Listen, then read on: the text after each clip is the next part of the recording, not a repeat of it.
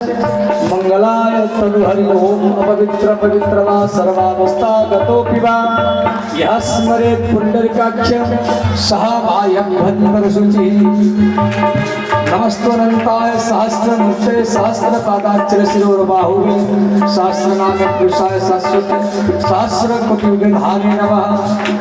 ओम मंगलम गुरुपाद मंगलम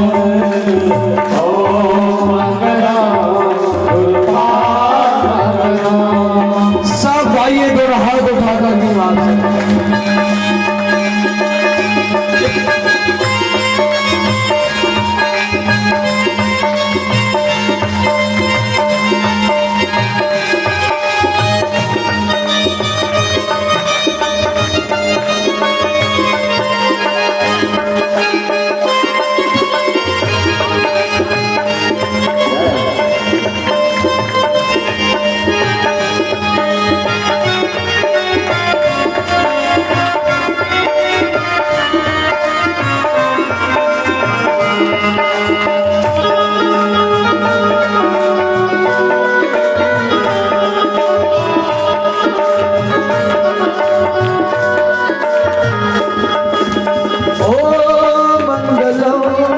गुरुपाद मंगलम ओ मंगलम गुरुपाद मंगलम ओ मंगलम गुरुपाद मंगलम ओ मंगलम गुरुपाद मंगलम ओ मंगलम गुरुपाद मंगलम ओ मंगलम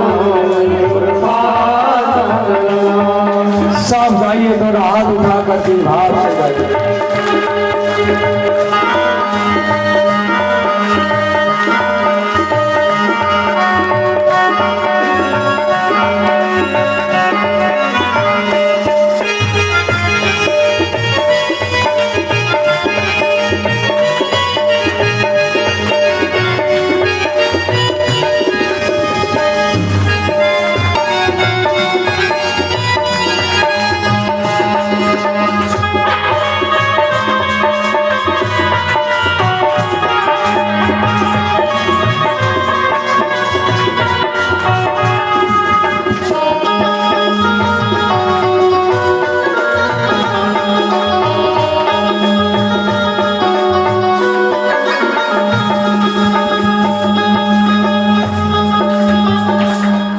इस प्रकार वामन भगवान का विधिवत भाव से पूजन किया गया। भगवान वामन अब भिक्षा करते हुए श्री बलि महाराज जी के पास जा रहे हैं। बलि महाराज यज्ञ कर रहे थे, शुक्राचार्य जी बैठे हैं। तो वामन भगवान बड़े सुंदर थे, तो बलि महाराज के दरवाजे पहुंचे तो बलि महाराज जी वामन भगवान का स्वागत किए।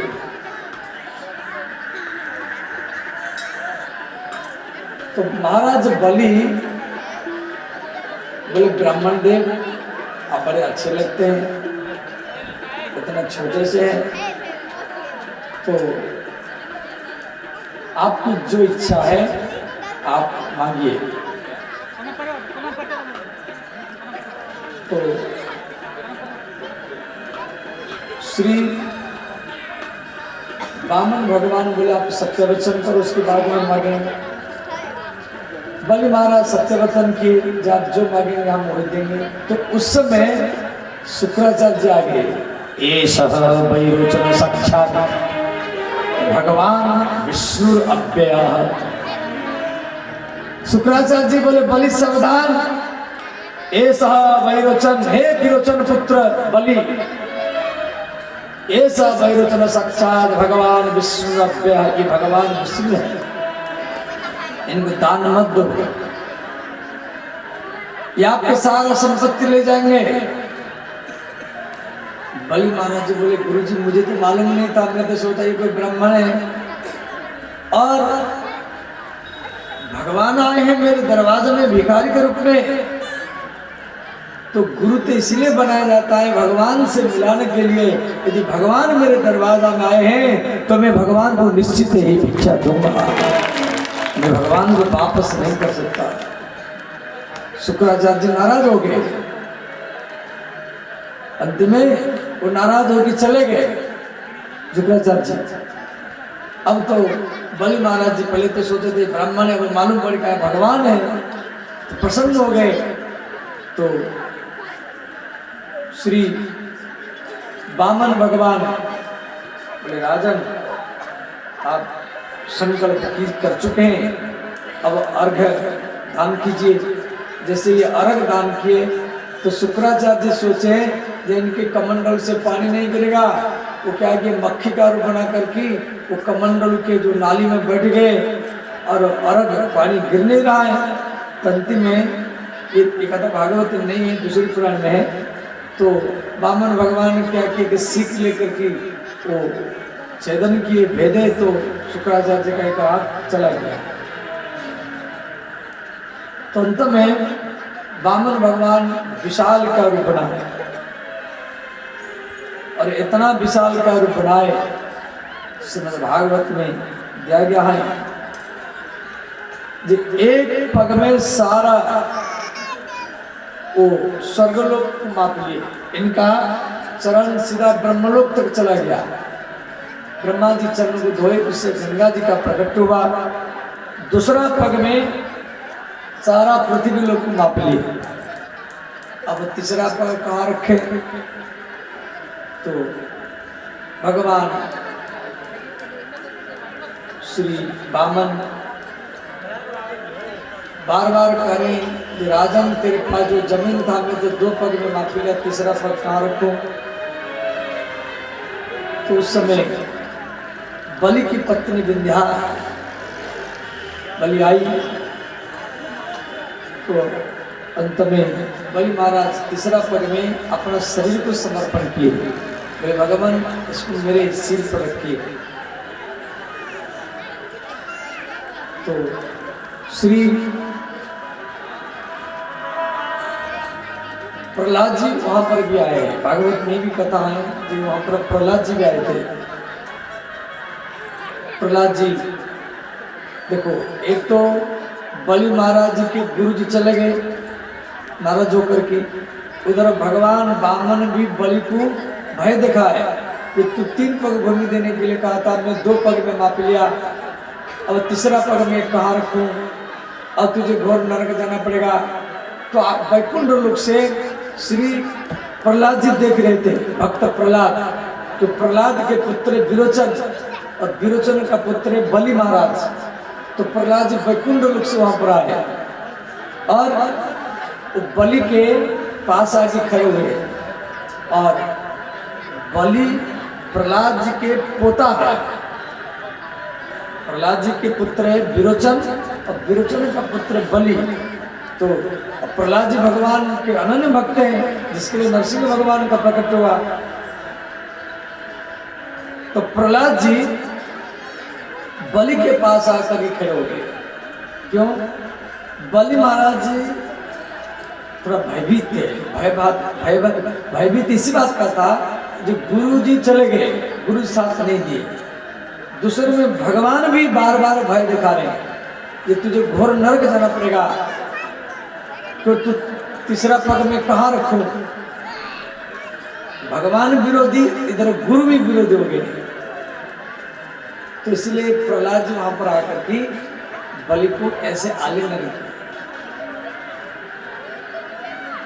तो बलि महाराज जी को वामन भगवान बांध दिए थे, गरुड़ के द्वारा बलि को बांध दिया गया था कि भाग न जाए।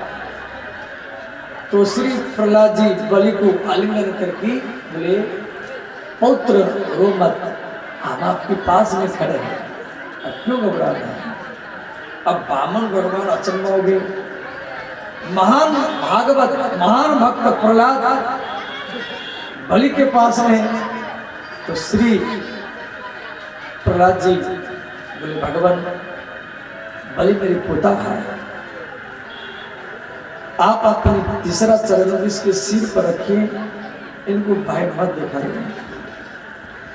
वामन भगवान शांत हो गए और वामन भगवान प्रहलाद भी बोले, प्रहलाद बलि कोई साधारण भक्त नहीं है, गुरु इसको त्याग कर दिए और मैं भगवान भी इसको भय दिखा रहा हूं, परंतु आप जैसा महान भक्त जिसका साथ दे, आप जैसा महान भक्त जिसका साथ दे, भगवान उसका क्या बिगाड़ सकता है। यदि आपको खन्ना से नरसिंह भगवान को प्रकट कर दिया तो मैं क्या बिगाड़ सकता। अब आप बलि का साथ दिया है और हम भी साथ देंगे। आप बलि के साथ में सुतल लोक में आपको जाना पड़ेगा। तो भगवान वामन बलि को सुतल लोक भेज दिए, पृथ्वी, अतल, वित्तल, सुतल। तो भगवान वामन बोले, आपके पास में प्रहलाद जी भी रहेंगे और मैं भी रहूंगा। आज भी वामन भगवान बलि के दरवाजे में रहते हैं, वहां पर प्रहलाद जी भी हैं और ये यही बलि अगली कल्प में ये इंद्र बनेंगे। बलि महाराज अगला जो मनंतर आएगा इन्हीं को भगवान वामन इंद्र बनाएंगे, तब तक इनके दरवाजा में ये रहेंगे। तो ये कथा आप अत्यंत संक्षिप्त में श्रवण किया। अब ध्यान देना,